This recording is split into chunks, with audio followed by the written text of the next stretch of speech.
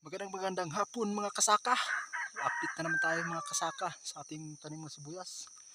Mga kasaka, sa hindi pa nakapollow sa aking Facebook Reels, please follow and share para sa sunod na video.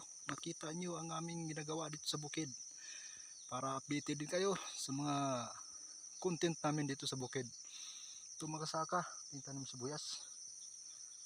Medyo lumiliit kasi umiinit eh. Hindi pa tayo nakapag-shower. Ito mga kasaka.